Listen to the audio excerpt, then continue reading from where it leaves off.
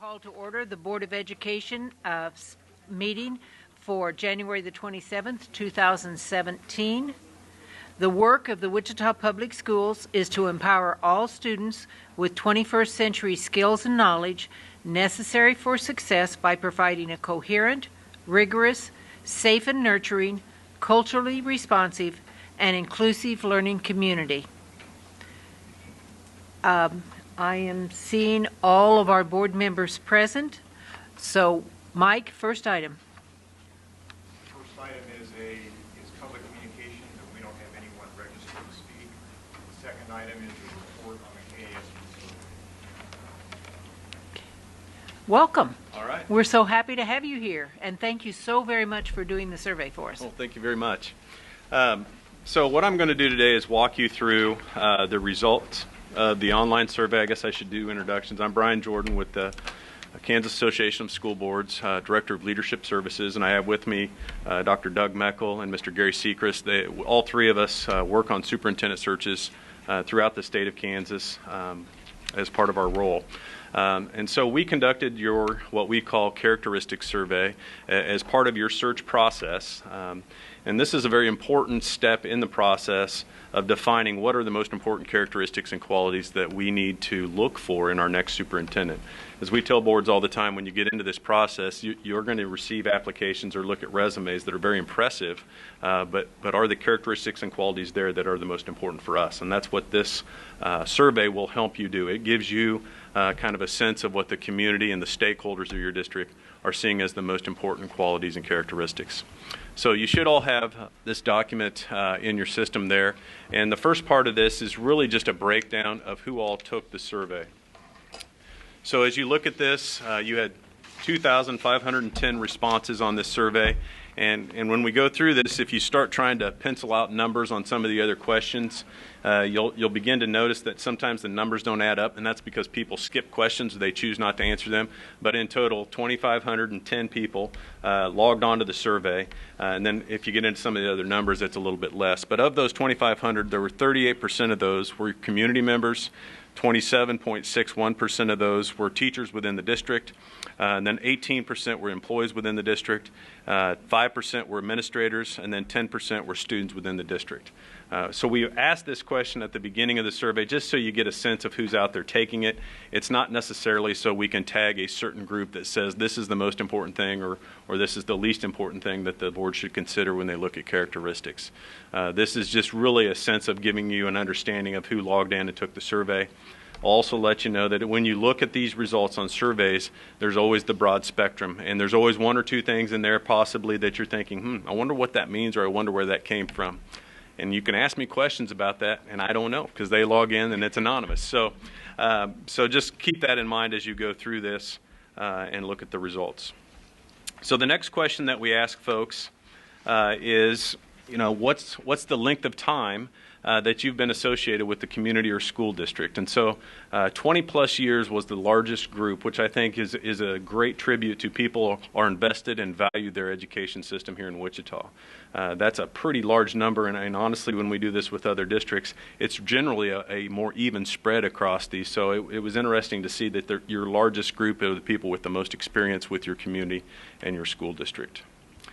At any time, if you guys have questions, feel free to stop me.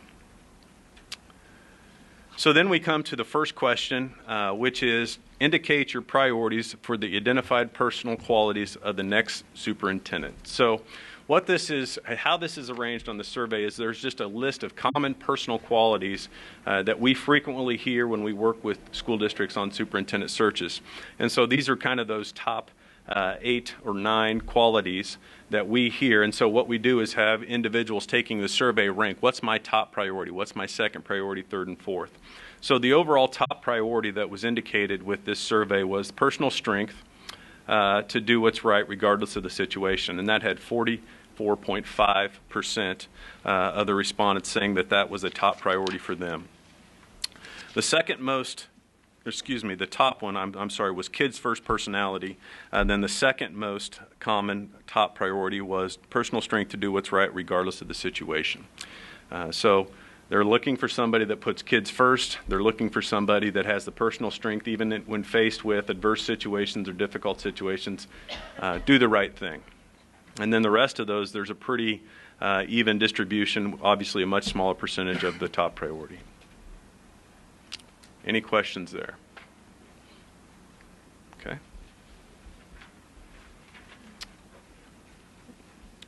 So then the next question that we ask folks, what are those leadership qualities that the next superintendent must possess? And so these are those things that when you think about the great leaders that are out there, these are those qualities that they possess to help lead a system or help lead a school district. So the top priority that your community came back with as it relates to leadership qualities was advocate for the school system at the state and federal level.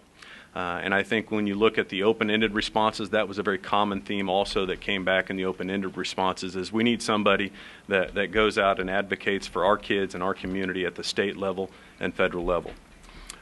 We had 39 folks indicate that that was their top priority.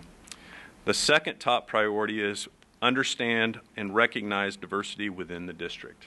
As you all are fully aware, Wichita is a district with a lot of diversity, and that brings a lot of great things that you can do because of that diversity. So the next leader coming in needs to have an understanding of the great things that come along with the diversity that you have as a system. They have to understand how to build systems, how to build supports, how to tap into that as a great quality for your system.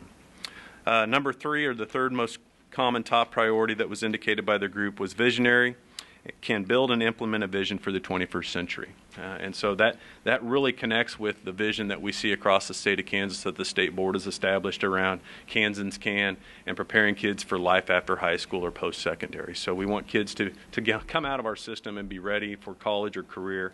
And so we need a leader that understands how to put a curriculum in place, put an educational program in place that supports that. Okay? Any other questions on that one? I'll just kind of hit the top 3 because after the top 3 here, it gets down to a smaller percentage.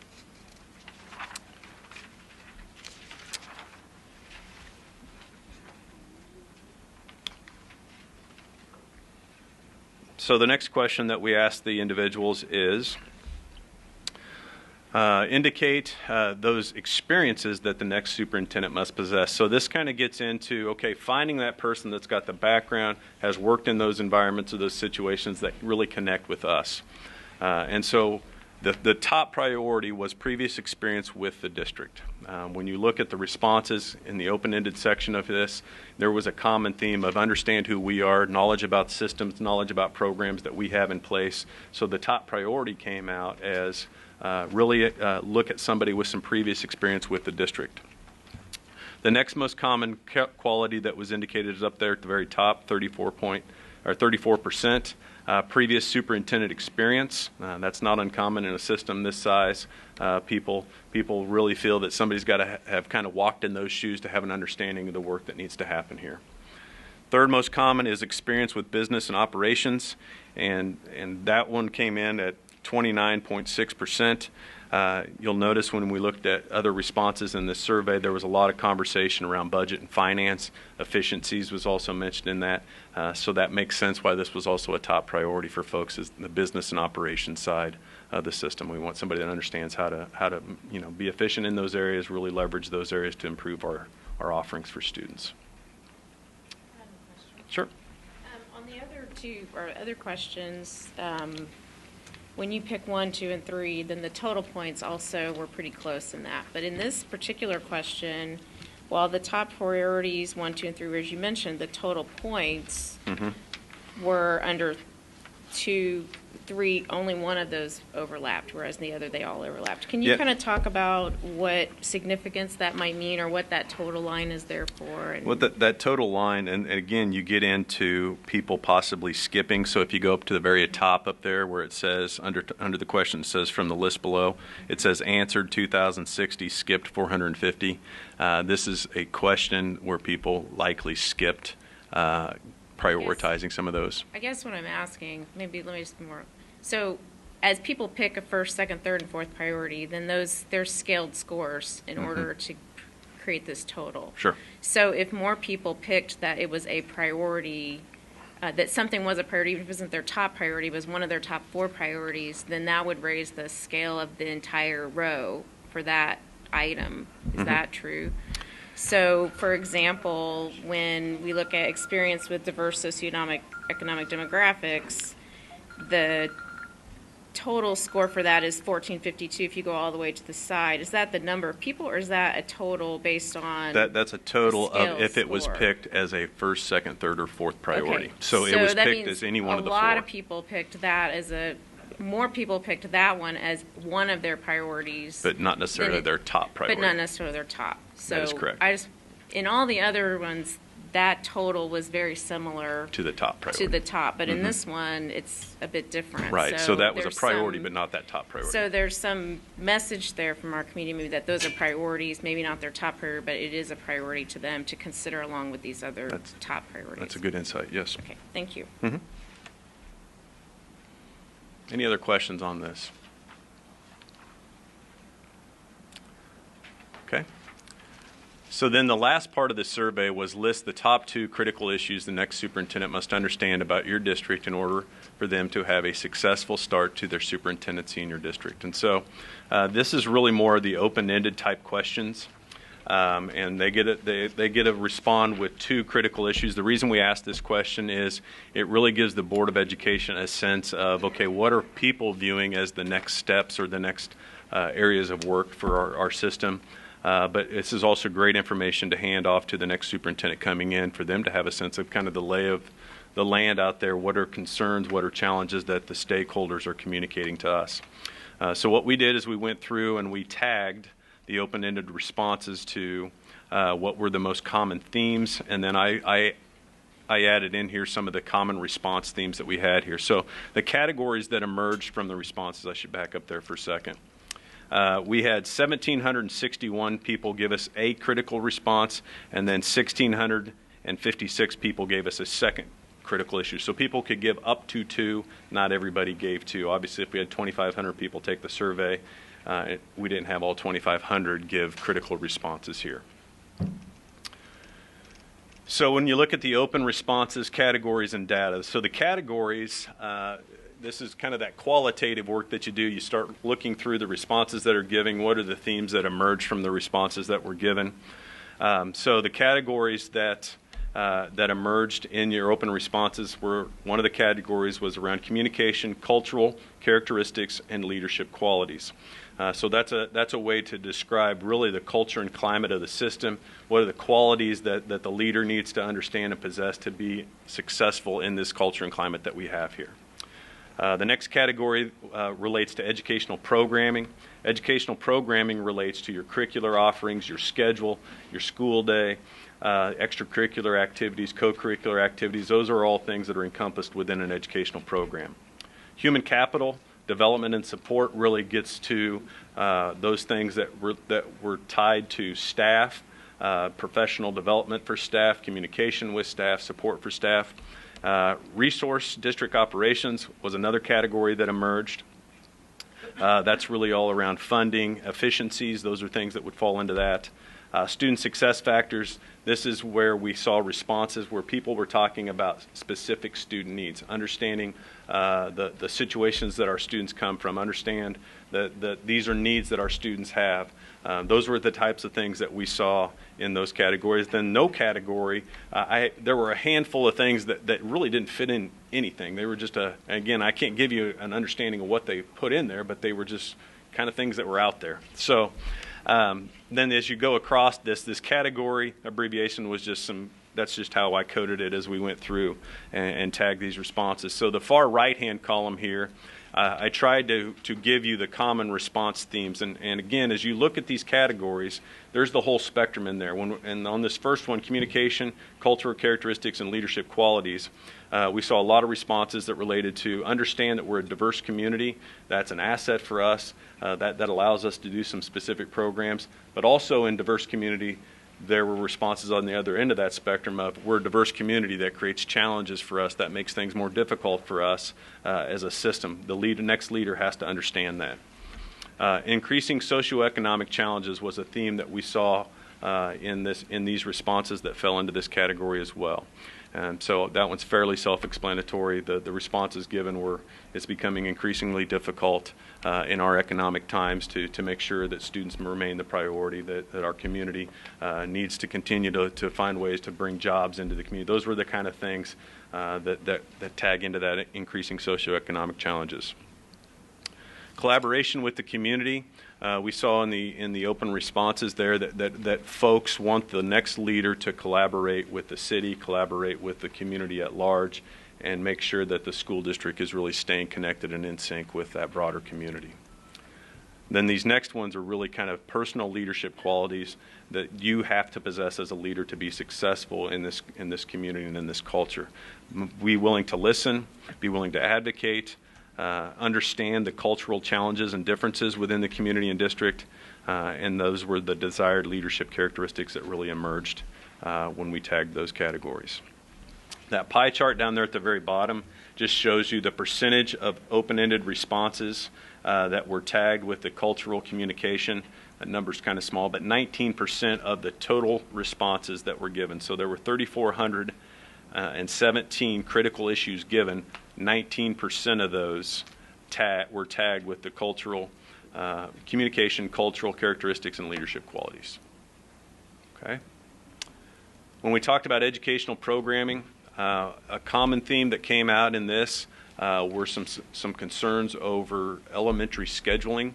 That's probably not news to any of you as board members. There was a change in your elementary schedule, I'm assuming, and some folks said, you know, this needs to be revisited. This needs to be looked at in the future. Academic success, so that relates to talking about ensuring that kids are successful as they graduate from our system. So graduation rates need to continue to improve, were some comments that were made in there. Continue to offer the diverse curriculum that we offer, continue to grow the curriculum for our students and the things that our students want to do after high school. Supports for all students really gets into tiered systems of supports and some of those intervention program that you do. Special education was mentioned, obviously, in educational program, as it's important. We need to continue to provide those services. And then preparation for post-secondary, get kids opportunities to prepare for that next step after high school. So out of your 3,417 responses, 15% of them were tagged as falling into that educational programming category. Okay. Human capital development and support. So kind of the themes that emerged here, you know, we need to do something to address staff morale. That's something that needs to continue to be worked on. Compensation. We want to continue to improve compensation for staff, and that includes salary as well as benefits. We need to continue to look at improving professional development opportunities for our teachers and our staff. We want the very best staff that we can have in our classrooms with our kids to address any challenges that emerge. Those were some themes that tied back to that professional development.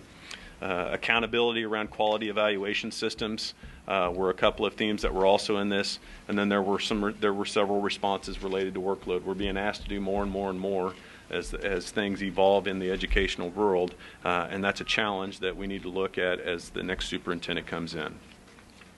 So human capital development and support, 22% of all the responses on the open end were tagged within that category of human capital development support.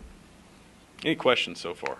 When you talk about these categories, are like curriculum, evaluations, those types of things, are they all positive, or are they positive and negative responses? It's positive and negative. So we could have 19%, half of them be positive and half of them be negative. That's an accurate statement. Yep. And that's the, when you look at these surveys, you get the whole spectrum. Some people love what you're doing with the curriculum, and other people are saying, we don't like what you're doing with the curriculum.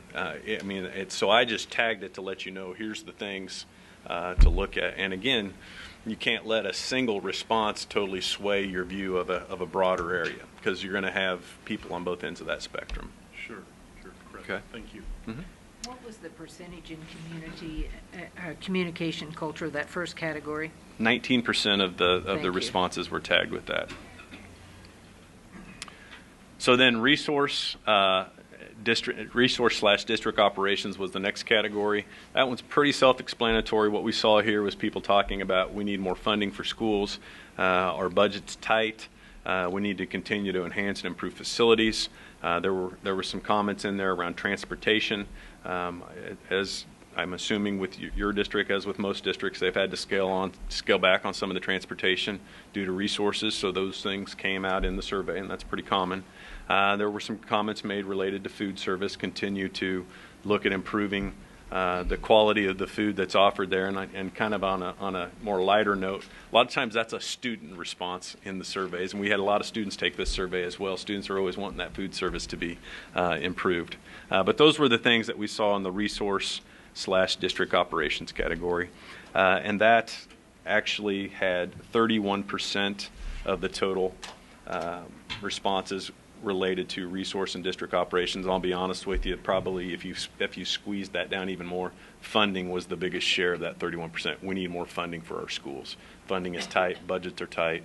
There was a lot of responses in that 31% that tied directly to that. Student success factors, again, these are those things that directly connect to students being successful. So kind of looking at the individual child, what do we need to look at to help them succeed? So a lot of responses here related to our students' needs. They're coming from backgrounds or from environments where they're coming with needs. We have to be ready to respond as a system. We need to make sure that we're putting students first in our decision making and our programming in our system. We have students that look dramatically different. So not a one-size-fits-all approach is going to fix or solve all of the challenges that we're faced with. Those were common themes that we saw there with student differences. Student cultures kind of gets to the point of you need to come in as a leader and acknowledge that we have a lot of different cultures within our school district. You have to have an awareness of that and really embrace that to be successful here. And then student support. So that gets to we need to make sure that we've got supports in place to ensure that kids have an opportunity to be successful. So their environment at home may not be the right environment for them to be successful in school. What are we going to do to make sure that we have things in place for them to be successful in school? Then that had 13% of the total responses were tagged with student success factors. And then the last area was the no category, and these were things that frankly just did not fit. I mean, I would have had another 8 categories. There was really a very small number. I'm going to say less than a dozen open responses that didn't fit into a category. So that is the open responses and the categories that emerged from the open responses that we studied. Questions? I'd like to go back to page 7 for just a minute. Sure. I'm not trying to beat a dead horse, but when I look at this page and I start looking at the data table below, I think we need to clarify a little bit about this data. Okay. Because one of the first things that stood out to me was in previous experience with your school district, for example, only 282 people picked that, but it's showing up as 37%. But what I think we need to make sure we clarify is it's not 37% of the people who picked a first priority picked this one. It's of the 748 people who picked this as a priority, it was the top this priority. was their top one. So really, all of these are like that. So for previous superintendent experience, of the 836 people that chose that as a priority, 34% chose it as their top priority. So all of these are important qualities. they're This all is important ranking them out for qualities, you. But it's among the people who chose that as a priority, what percentage thought it was the top, the second, the third, the fourth. Sure. So really, if what we're wanting to see is what are the priorities of the community, what people voted on the most as a priority, it would be that total. The total number out there to the side. Total number. Yeah. I just want to, and it's like that on all, it's on all. It just, I'm sorry, I do this and for a that's living. okay. That's okay. And what I'm trying to point out is what overwhelmingly became top priority. There's an equal balance in each of those other priorities of first, second, third, and fourth. Top priority, they can only pick one. They can't make it the first, second, third, and fourth priority. So they can pick top priority on this, second priority on this, third, fourth priority on that. But 426 people chose experience with business and operations as their top priority. So more people picked something that came in further down, even though only 27% of the people chose experience with business and operations. But that's because there were a lot more people that chose that one. So they might not have chosen it as their top priority Right. as higher rate, but more people almost chose that chose as their that as a top priority. priority.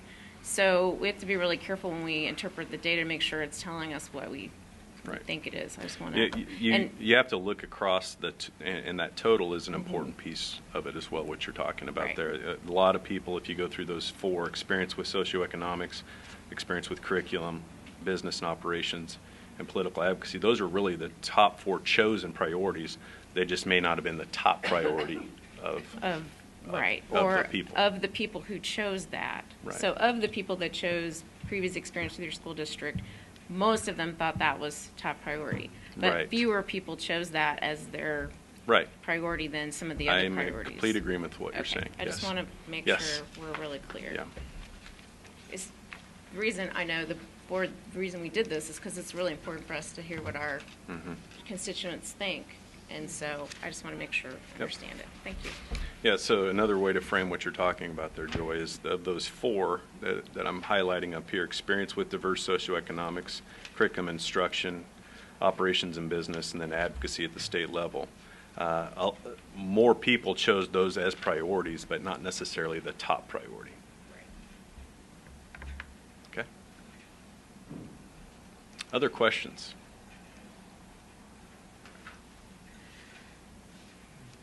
I'm seeing none right now. Okay. We may have some as we move on through the meeting, but Okay. right now I'm seeing none. All right. I'll close this down then. And truly, thank you so very much. I You think bet. this is an opportunity for us to collect data far and wide, which is exactly what we wanted to do. You might, before you step away from the mic, talk about that 2,510 number, because I was a little surprised, pleased and surprised by such a large number. Yeah, that was a great response, and I know there was some apprehension about the short window of time that the survey was administered. And when we do this with districts, we don't see a big spike if you stretch it out to a 4-week survey. You'll see a spike in the first few days, and you see a spike at the very end because there's reminders constantly. People keep putting it off, or people jump right on and do it.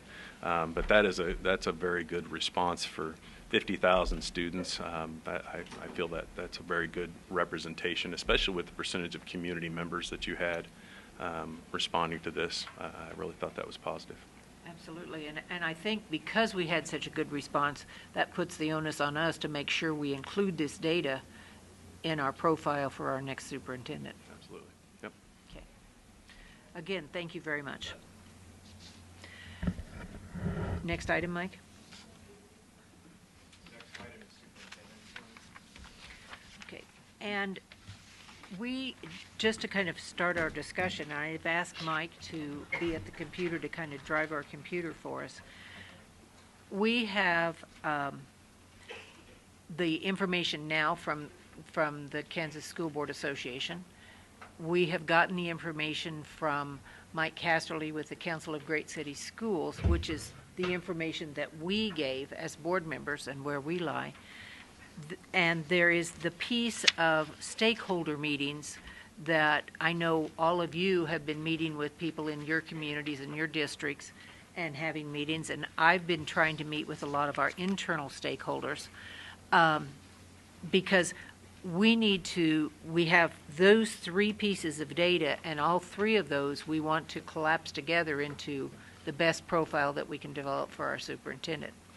And we're seeing a lot of common themes across them, but we want to make sure we don't miss a theme that one might have picked up and another didn't.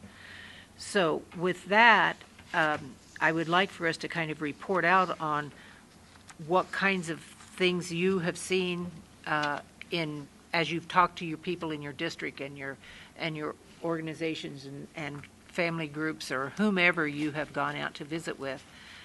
And I am willing to start that discussion because I've had a lot of internal stakeholders meetings. And if we could put the slide up, Mike, on the stakeholder meeting executive summary. And you do have this hard copy along with the actual from which group, kind of what was said.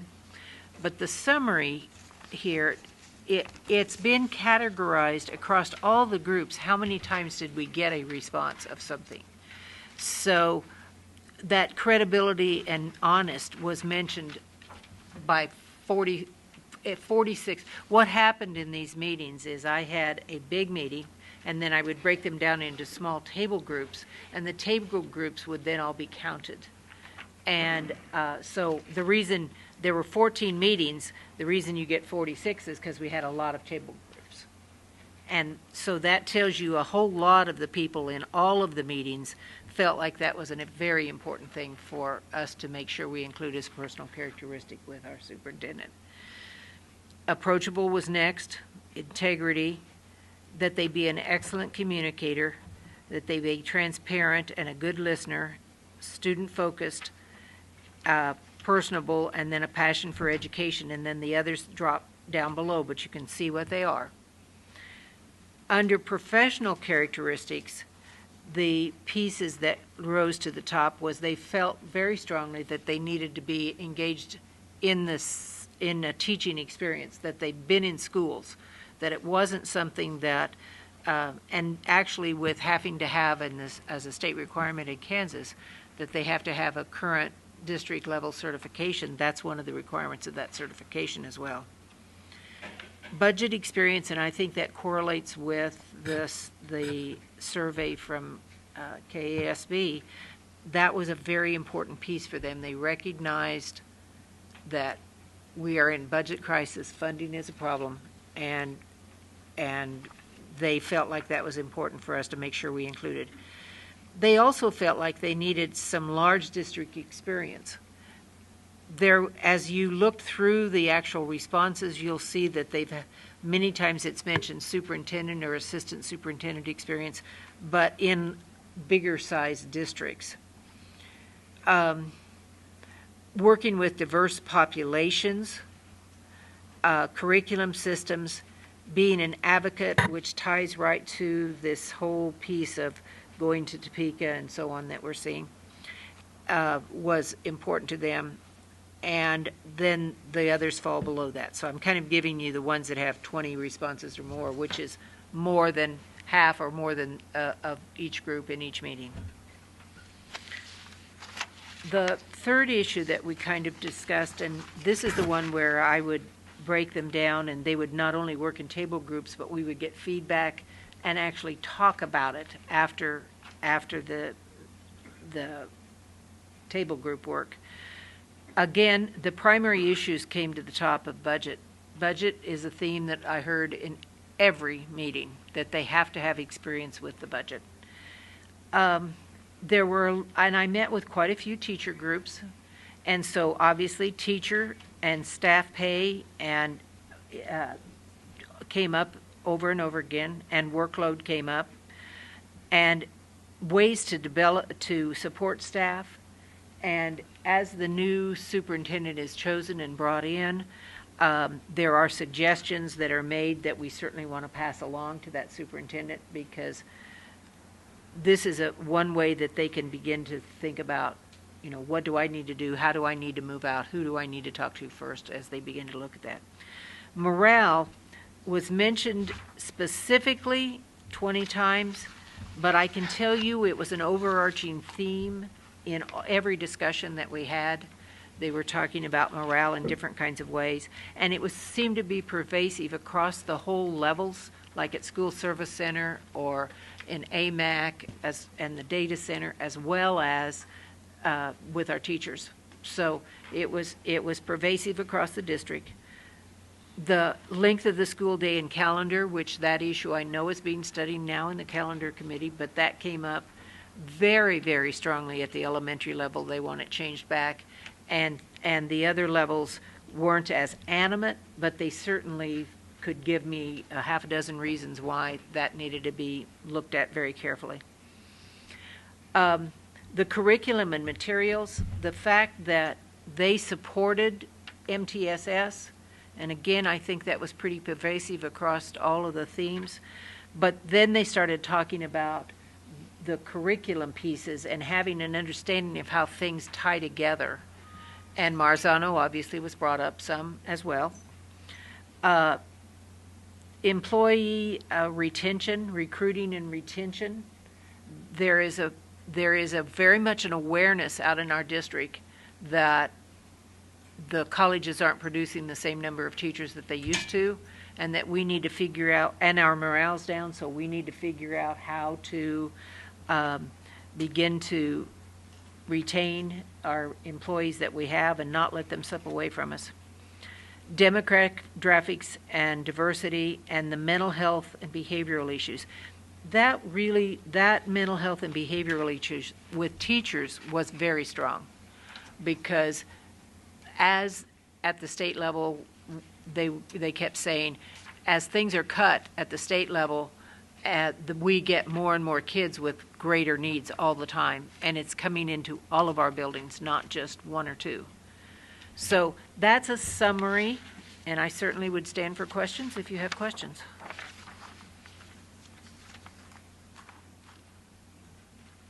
Okay, thank you. Other report outs from groups and what you're hearing out in the community?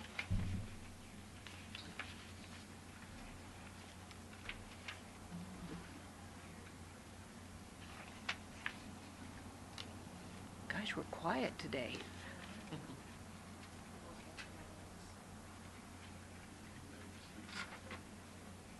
Joy?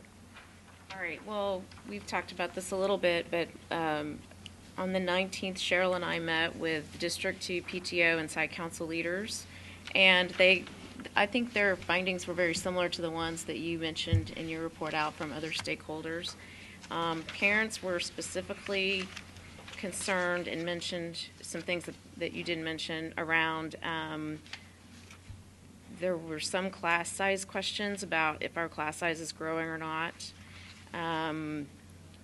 There were concerns about elementary math and high school math, which we discussed at our last meeting. There were a lot of discussions about budget and diversity and how those areas impact us as a district. And there were also several comments across the board about calendar and length of day. In fact, I think that was a universal comment in our meeting. Do you remember that, Cheryl? Yes. Yes, I think almost every person there talked about specifically, especially in the elementary school, but even in middle and high school. And I think, we as a board are aware of that because we've heard it from our students in Super SAC as well, that there are concerns. So those are some things we are thinking about anyway. I'll stand for questions. The queue is not, well, please give me a signal there, because I thought it was working, so I was a little, okay. I forgot there was Yeah, a queue. please raise your hand. Betty? Certainly there was a lot of information covered, but the one thing that I do want to point out, there's nothing surprising in any of this. It is, having gone through superintendent search and being on the board, I looked to see if there was anything that was different from what our perspective was. What I see with this information is that pretty much the board is in line with the community.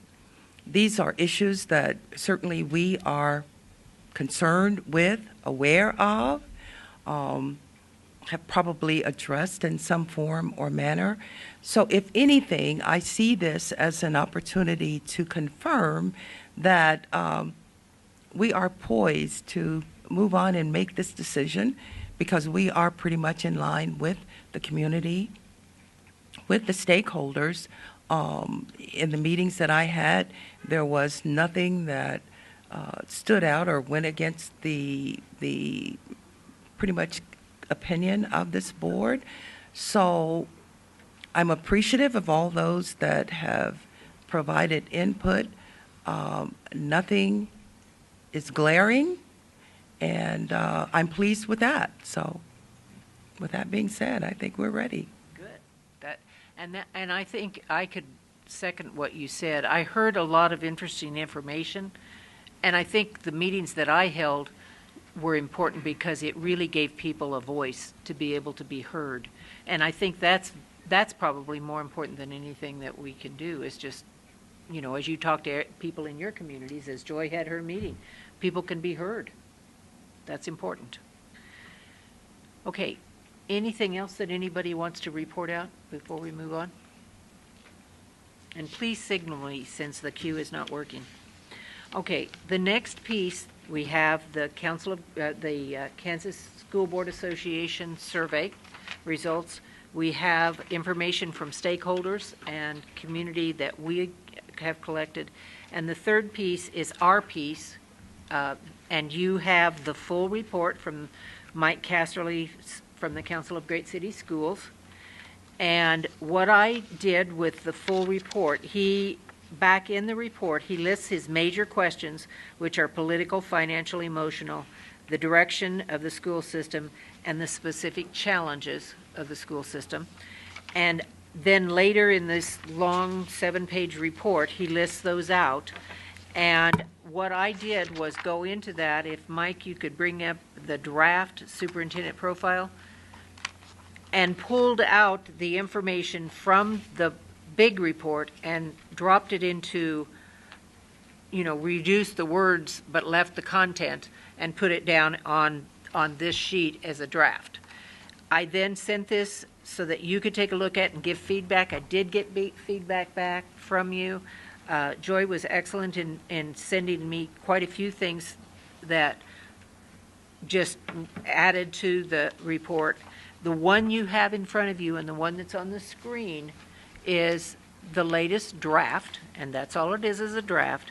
And we need to say, does this fit with the 3 pieces of data that we have? This is the Council of Great City Schools information.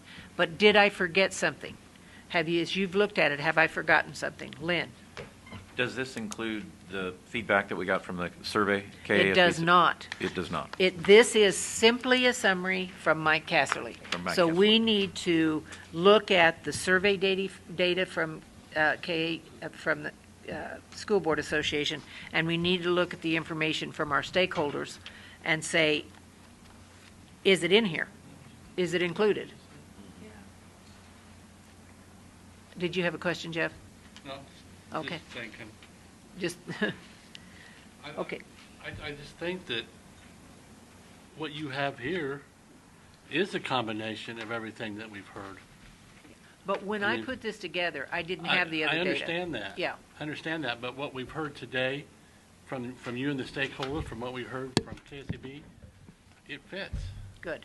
That's what we want to make sure. We're looking for a guy that walks, or a guy or gal that walks on water. Good luck.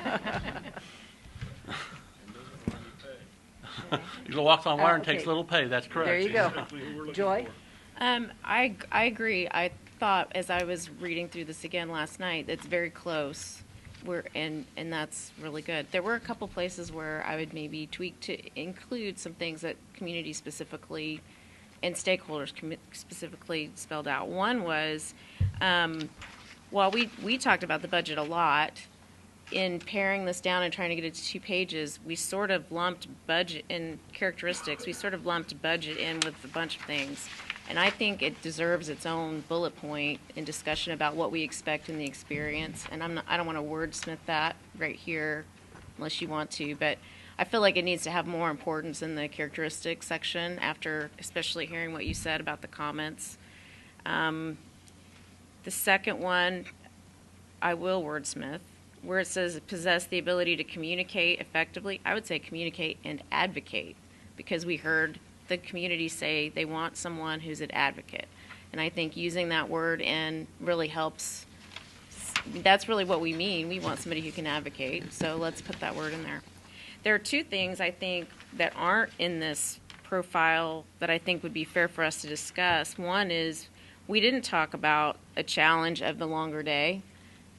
Really last Monday, and it's not in here. And I think that the longer day calendar is a issue that our next superintendent will be looking at as we look at budget in the future, and it's going to continue until we figure out or start times and all of those discussions we've had. So I think it might be fair to consider adding that under priorities and challenges as something that's going to be discussed. Okay, Betty? The thing I want to point out,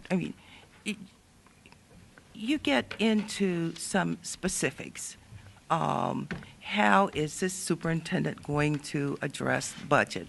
Will it be done with shorter days? That's kind of getting in the weeds a little bit. I mean, yes, we need someone that can address the budget issues. Yes, we need somebody that can be innovative and creative with ideas. But the one thing that you have to bear in mind is that any of those changes, any of those recommendations that would be made to impact the budget comes to the board. We have to vote on that. So to say, well, let's see how that person is going to deal with it. I mean, I appreciate all of the concerns that you're having. Again, we get into details. From an overview standpoint, I truthfully feel that we've gotten an accurate public description of an internal as well of the major qualities that would be important. But I also would like to just kind of suggest that when you get too detailed oriented, to remember that any of those recommendations that a superintendent would make, the board still would vote on it. So longer days, shorter days, those kinds of things, we still would have input. I really am pleased overall with the information that we've received. And again, I think it puts us in a position where we can move forward. Thank you. Anyone else? Joy? I think Glenn has his hand. Oh, I'm sorry. Um, This is not the easiest arrangement. Yeah, to follow. looking on top of I think what hit me when I was looking at the professional characteristics, we have the teaching experience, budget experience, all of those kinds of things. And a little ways down, we have student achievement. And or I guess it's on the primary issues. The thing that I guess I seem to remember from our last search was student achievement was our highest priority. And of course, the budget and staff pay and all the workload and all those kind of things have been a derivative of our last 6-8 years of budget cuts. So it's not unlikely or it's not weird or wrong that those things have surfaced to the top. But ultimately, our purpose is raising student achievement on all students. And so while I like our comments on narrowing the achievement gap and things like that, we need to make sure that we put as one of our priorities is that we improve student achievement and narrow achievement gaps. I think that would help me feel a little bit more comfortable about our priorities. We do need to continue narrowing the gap, but we need a lift on all students every day as we move kids forward. I'm sorry, Len, where are you reading? Which bullet point are you? Mine would be on the upcoming priorities section, Yeah. page 2, where it says improve student achievement and then narrow the achievement gaps. Yeah, I could totally agree with you there, because I think under the characteristics we did say that lead improvements in student achievement and reduce. I think it's important to say, yes, all students need to be achieving, and we want to reduce. That's great. Right. Okay. So combine that in with the Right. Up above. student achievement. Got it. The way that's written now would be good. Okay. And it fits with our, the work statement as well. So, and it's at the top, so it just fits well together. I would kind of second that budget needs to be a line that stands out on its own on this, and it's only because we want them to have budget experience. That's something because they need to. That came to the top everywhere we look in the KASB survey, in the meetings that we had, and it's not showing up as a line of its own here. Budget experience. Perhaps we could still maintain broadness and say something along the lines of that the new superintendent will have experience with budgeting, with large budgets, and it would be nice if, don't try and type this, but it would be nice if they also had experience in tight budget situations, or if they had, that would be a positive if they had that in their background, that they've navigating tight budget situations in education or something like that. I'm going to, at this point, because Mike is trying to capture everything, if we capture concepts, may I have permission of the board to, Barbara and I, sit down and put the words to it so that we're not arguing about words here? Are you guys willing to let us do that? Yeah. Because the concept is the important thing. The words are not. So that's a good suggestion, and we'll wordsmith it. Okay. Barbara. Carol, I've read this. Now, on page 2, characteristics of the next superintendent, bullet number 2 there has a lot of what we just finished talking about, the ability to shape, guide, and lead improvements in student achievement, and it's a little dark here. Reduce student achievement gaps. Yes, it is dark. The new superintendent will exhibit the skills necessary to lead the instructional and curricular work of the district. And I think that's huge with a district that has the number of employees that we have and what they have to get done in a day. I think that's a huge piece of this. Thank you. Okay. So do you think that supersedes having to put that budget experience I down? think the budget would come right after that, basically. Right after it? Okay. Sorry. That's okay. That's what I'm asking. Okay, anything else that you're seeing or that we, as we compile all of these documents, do we have it in this?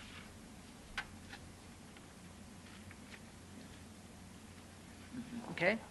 I'm seeing consensus, but I think we probably, well, I don't know that we need to vote because you don't have a full piece in front of you, but we've basically, let me tell you what we've added, and I want your agreement that we're okay with it. Underneath upcoming priorities, we put improve student achievement and narrowing student achievement gaps. Because that's two different things, both of which are important.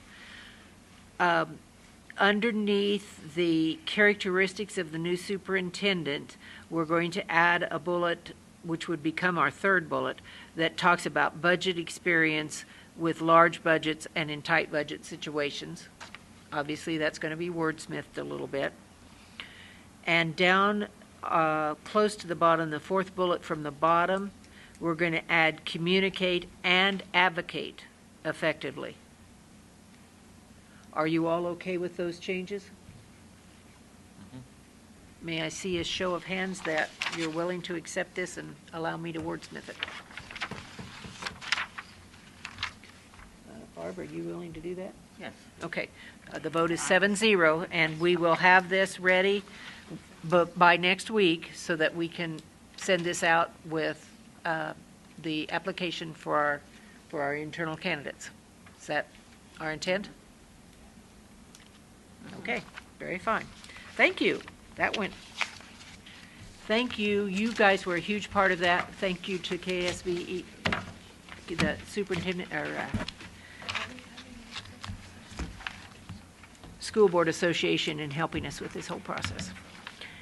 Okay, now we do need, there's one other piece that we need to have in place before we can advertise on the web for internal applications, and that is an application form. And you were sent out a draft application form, and I've asked Shannon Crystal to come, and we need to look at it, decide if we need to add anything, take anything away. This is our application form that'll be going onto the web. So you just need to see it, but she's going to drive the computer so that we can see it. And Mike, when you leave that position, I need your help here because mine's doing weird stuff again.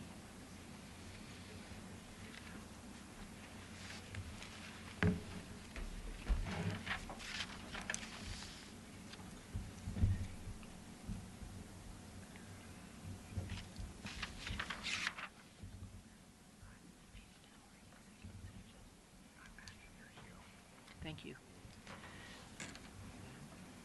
Okay. Shannon, you might just walk us through this application, please? Hopefully the link worked when I sent it to you and you were able to open it up and look at it. This is a little different than what we normally do. This is not going through our current applicant tracking system.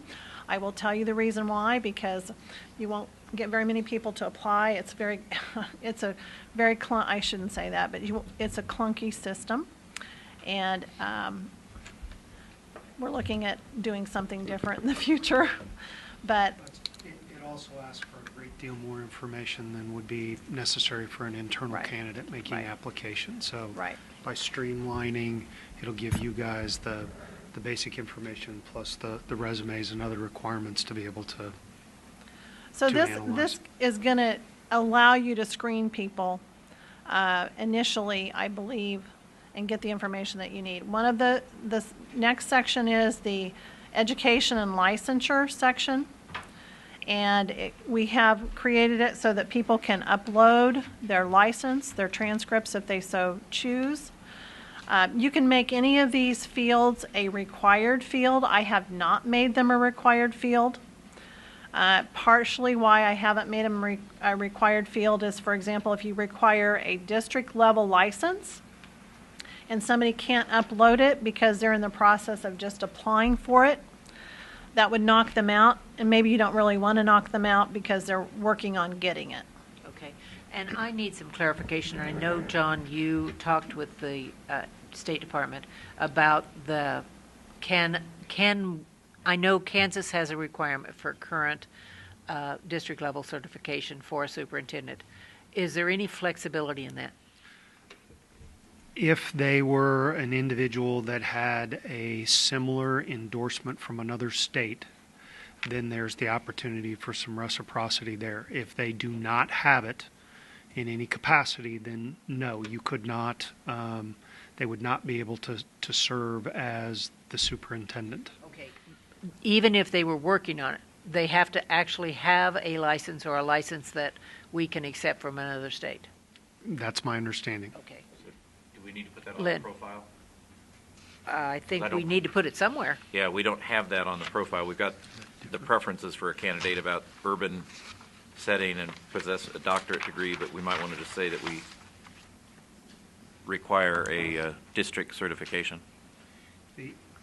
The only avenue you would have would be if you decided to select a candidate that was very near to completion. You would have to appoint an interim that had the district license until that individual completed it. But they do allow, if say you've had superintendent's license in Texas, there is some window that's allowed based on the reciprocity and depending on what state and those types of things. Yeah, So much like you do with teacher's licenses. exactly. Okay. So do you think it, as a board, should we add the requirement of a district level certification on the profile? I think if it's required, we need to add it. And Agree what, with Lynn. how this will work then is if somebody answers that question no, or they can't upload it, they won't be able to advance. They'll get a message that they don't meet the qualifications. Okay, Joy? They might have trouble uploading the file. I wouldn't stop them from finishing because we can always get their district level file later, at a later time. Sorry, I'm having trouble getting my words out because it's like 3 something on a Friday. So some of you are laughing. But I think if we, I don't think we need to require it up here. I think it's fine to include it on the profile, but I wouldn't require it on the application itself. If somebody's having a technical difficulty, I don't want them to think they can't continue the process. Jeff?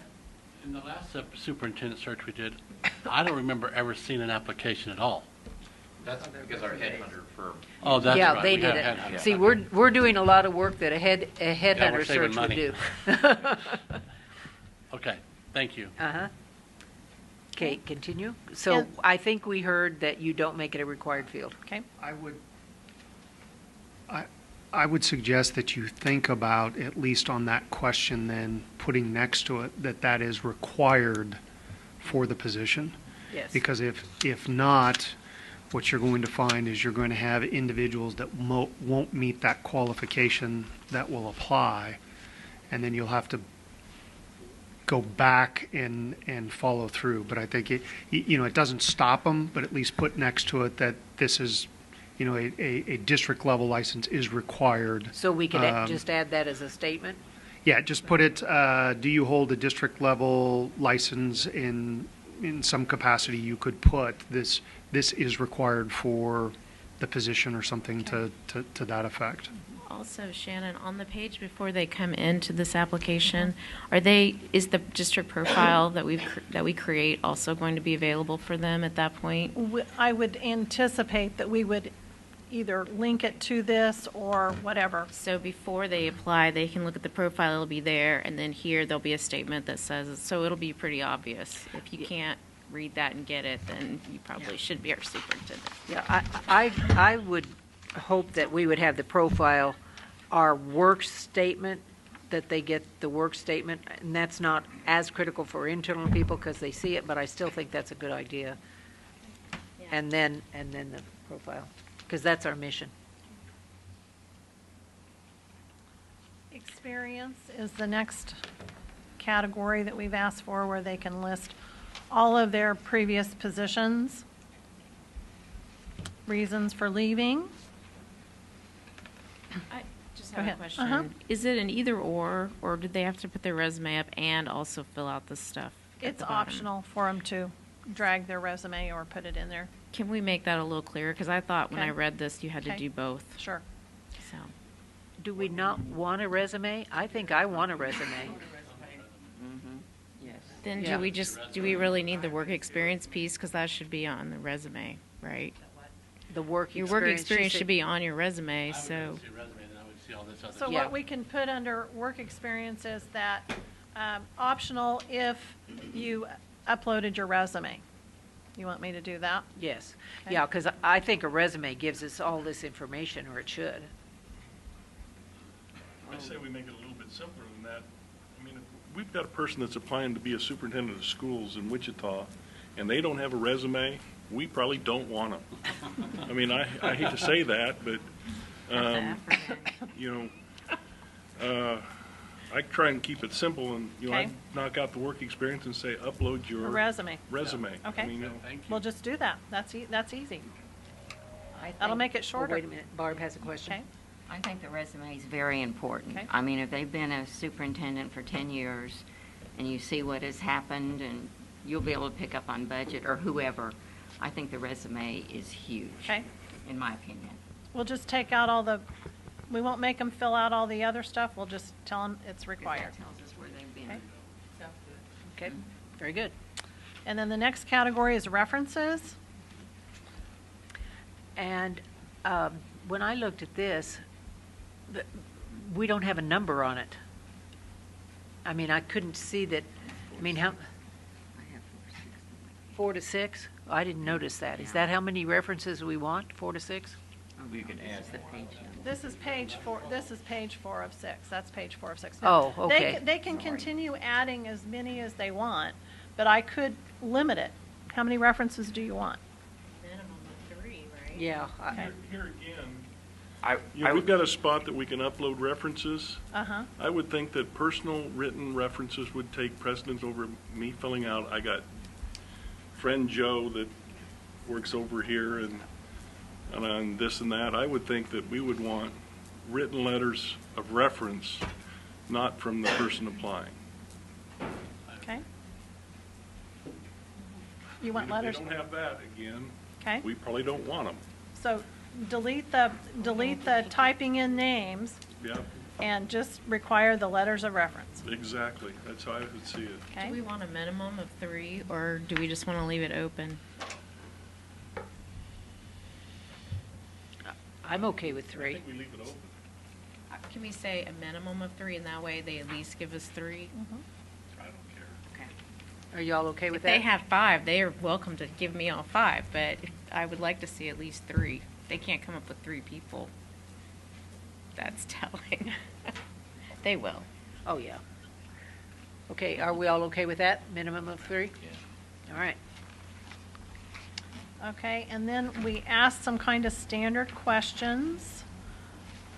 You'll see this on a lot of applications. And these are the questions we want to make sure we have, or do we have anything other than this?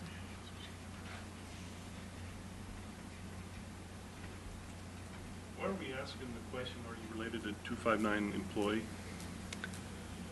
Well, because we have a nepotism policy, Okay.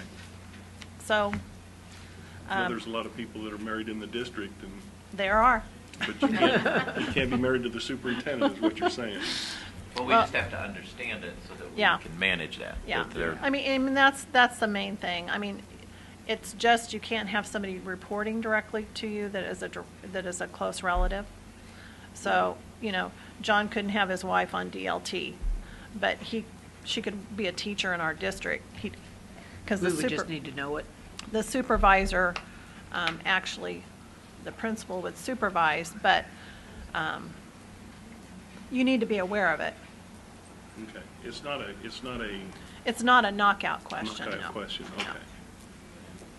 Because we have had superintendents in the past that have had their spouses working in the district. Right. One suggestion we could have here is, you know, have they ever had a contract bought out, or, I mean, we've kind of got it with the non-renewed, but if it's that, a buyout would be different, would it not? Right. So maybe we could say it non-renewal or some kind of a language that would cover multiple instances of what could have happened. Or I could just, Most of them should be no, Yeah. but right, yeah, if Right. there's something that other than Right. renewal, we need to know about it. right. Okay, I'll Work add on it. that, yeah. I'll work on that. Should we have a question? Oh, never mind. Oh, I thought an interview. Never mind. Okay.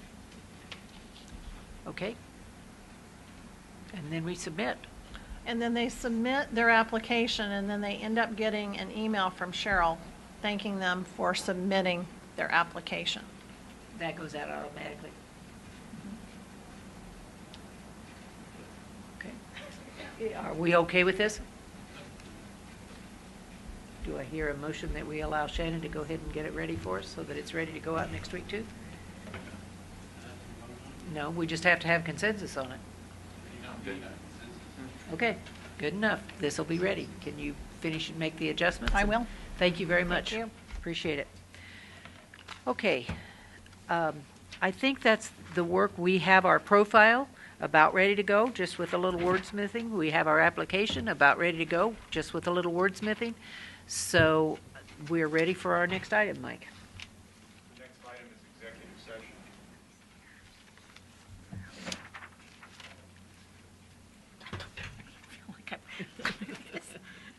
I need a slider. Okay. A motion should be adopted that the Board of Education recess forthwith into executive session regarding personnel matters for non-elected personnel, consultation with an attorney which would be deemed privileged in attorney-client relationship. The open meeting will resume at approximately 5:10 p.m. That's 1 hour, you told me? Yep. Okay. Thank you. Okay. Do I hear a second? Second. Would you please raise your hands if you vote yes?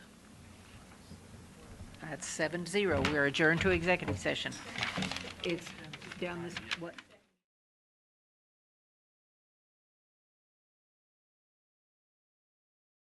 Yes. Next item. So moved. Joy. Jeff made the motion. We are adjourned. We are good.